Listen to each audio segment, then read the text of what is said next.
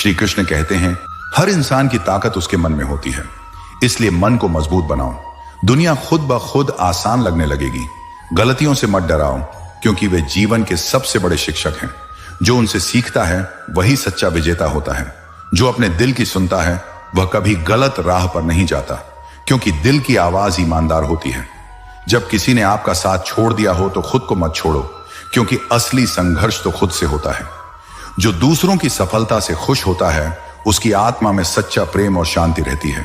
जीवन में जो बीत गया उसे पीछे छोड़ दो, क्योंकि कल का सूरज नई किरणें लेकर आता है।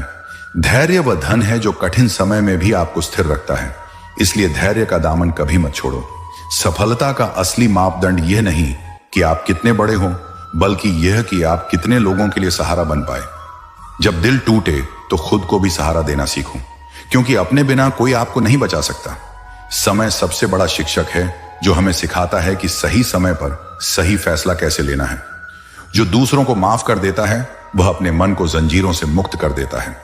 अपने कर्मों की कीमत कभी मत भूलो, क्योंकि कर्म ही भविष्य का आधार होते हैं। अगर रास्ता कठिन है तो समझो कि मंजिल की चमक जरूर दूर नहीं है। बस चलते रहो। जब जीवन की राहों में तूफान आए तो हार मत मानो।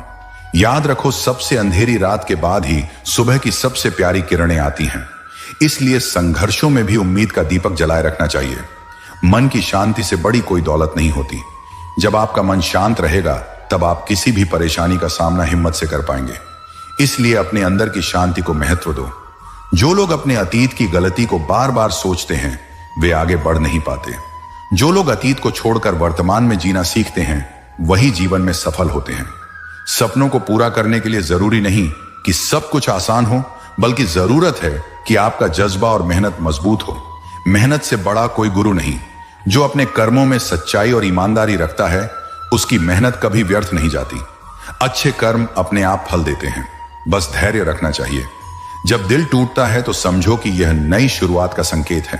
टूटकर फिर से बनने वाला इंसान और भी मजबूत होता है। जो अपने लक्ष्य को पाकर भी खुश नहीं रहता वह कभी संतुष्ट नहीं हो सकता। इसलिए लक्ष्य के साथ अपनी खुशियों को भी महत्व दो। जो दूसरों की सफलता को देखकर जलता है वह अपने रास्ते से भटक जाता है। दूसरों की खुशियों में खुश रहना सीखो, यही असली आत्मा की शक्ति है।